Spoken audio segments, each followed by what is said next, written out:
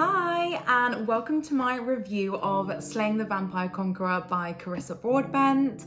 This is the first book in the Mortal Enemeis to Monster Lovers series, and yeah, it's the only book I've read out of this series so far, and I just wanted to do a mini review. I'll go over the plot, what I liked and what I didn't like, and what I expect from the next book. So yeah, let's get into it. So, Slaying the Vampire Conqueror, I'm not sure if you've read any of Carissa Broadbent's other work, but if you have read any of her books in the Crown of Nyaxia series, this book is set there, so you'll be like more in the know about the world and the gods, etc. But if not, it's still really easy to understand, and the world building is quite like simply explained, and there's like a glossary at the back, so if you need that little extra help, you've got that. But let me quickly go over the plot. This story follows Selena, who is a blind assassin, and she's part of this sisterhood called the Archeson. I think they're called that, but I think that's how you pronounce it. But I have tried to look on Google, TikTok, YouTube, how to pronounce the things in this book, and I have not found one thing. So bear with, if it's not that, let me know in the comments. But yeah, we're just gonna go with Archeson for now. In this sisterhood, they get assigned missions, and this vampire conqueror called Atreus comes over to their land and starts conquering. Obviously, it's in the name. And she is tasked to kill him.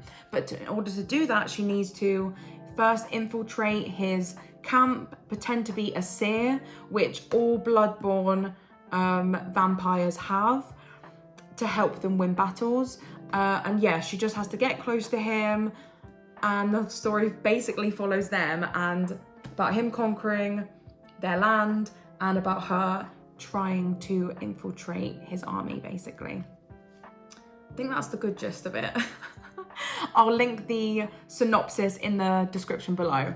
So, what I liked so much. This book was so good. There is something about Carissa Broadbent's writing style that is just so easy to read.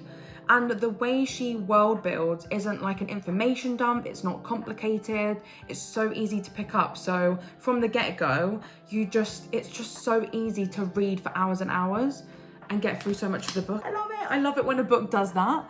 But yeah, so what did I like about the book? Mainly Selena, the assassin. She is amazing.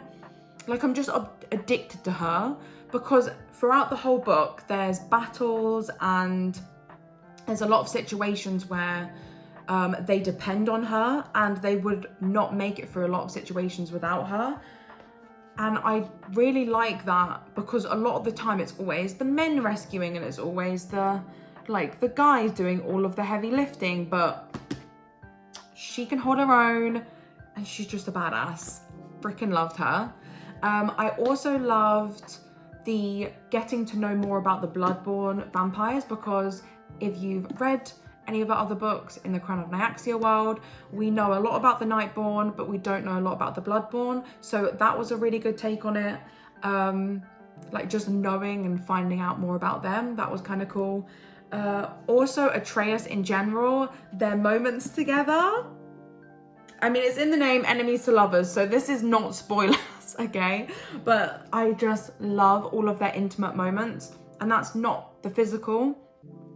It's the flirtatious moments and the side eyes and the touches and just the actions and the way they speak together, and oh, just the tension and the burn throughout this book.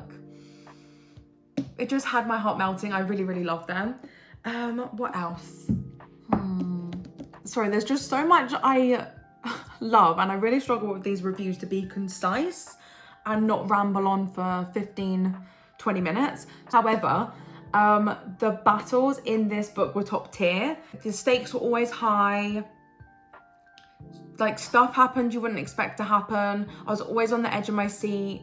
Like, and I'm not really like that with a lot of enemies to lovers. I'm more invested in the romance. Whereas this book, every single battle and every intense moment or strategic move had me so gripped and my heart racing a million miles an hour. So yeah, that was a really good take on the book. if I had to rate it out of the Crown of Nyaxia series, this would go second to third, because I just don't think anything out of the series will top The Serpent and the Wings of Night. However, this was really close up there. I would recommend reading this in a book club, which I did. And my book club buddy, Sally, she completely ignored all of our book club rules and she went to the end of the book. Like, we usually have meets, so we read a quarter of the book, we have a debrief, half the book debrief, 3/3 of the book debrief, end of the book debrief.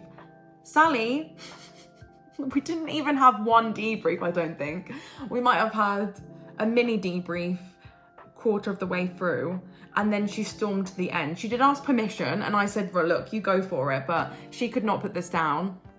But what was nice about speaking about it in the book club was there was plot holes in the book, and I will speak about them in a little bit, and that will be the spoiler zone, so don't watch it if you haven't read the book, basically. But due to the plot holes, and there was a lot of things that you made to feel like that item or that situation, that comment is really, really important, is going to lead somewhere, and then it just doesn't.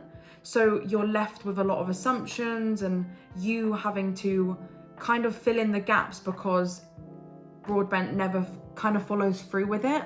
So it was really good at the end of the book to talk with Sally, my book club, about like what we thought everything meant, and it helped me understand some of the things in the book quite a lot more, and it elevated the reading experience in general, which again, that has impacted the rating. If I read this on my own, would I have rated it a bit lower because I was a bit frustrated at the end? Probably, but because I had the discussions and all of that with the book club, it did make me love the book even more. So I gave it a 4 out of 5. I can't wait to read the rest of the books in this series. The next book we're going to read is Slaying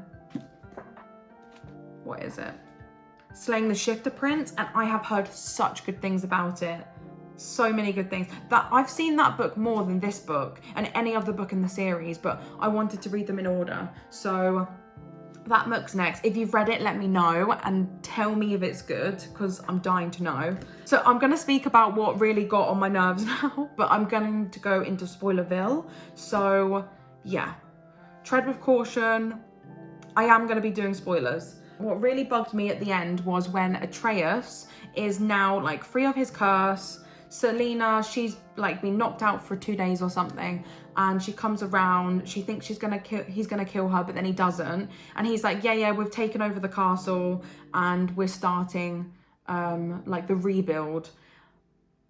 And then I was like, well, what about all the sisters? Like, everyone in her sisterhood is meant to be badass assassins as good as Selena, and there's meant to be tons of them, and they've just easily overthrown like the keep where they are without any issues, no fighting, and then they're just being held captive, and it's not difficult. Like, even when she has the meeting with them, it says that Icarus,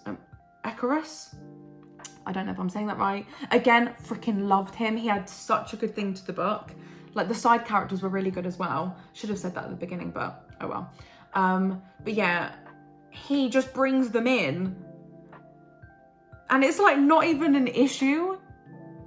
That really bugged me, because they're meant to be sick fighters, assassins, but then they're just okay with their home getting completely taken over by vampires, and their sight mother's dead. Like, I felt like there needed to be a bit more friction there. That did really bug me.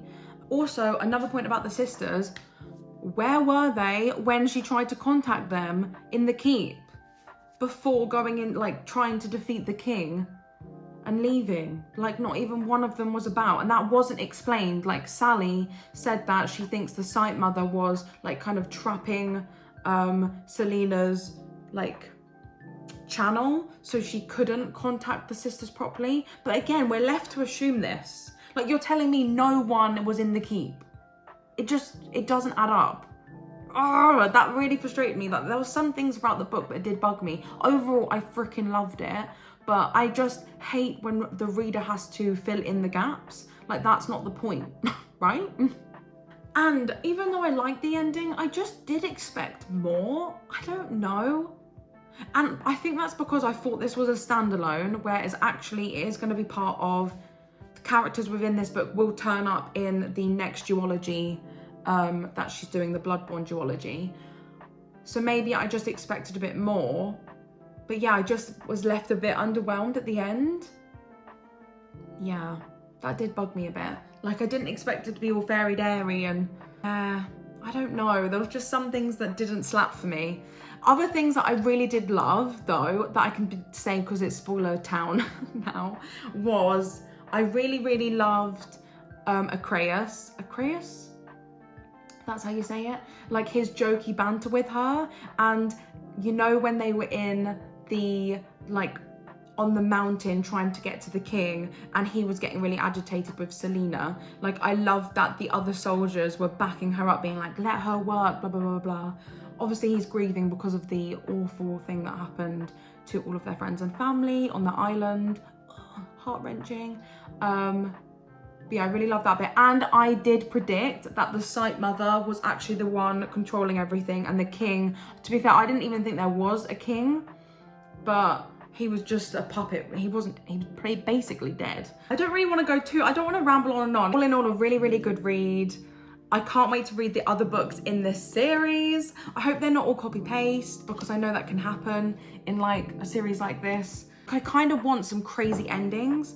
Like I would love it if one of the main characters died, or like a main like side character or something. Like I want my heart to be ripped out, destroyed, and I'm crying for days.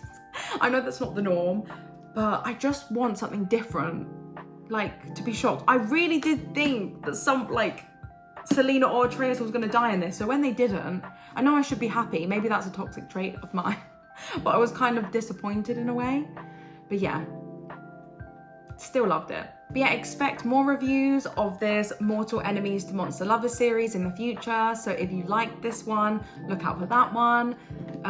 Look out for the future ones. Hope to see you in the next one. Bye.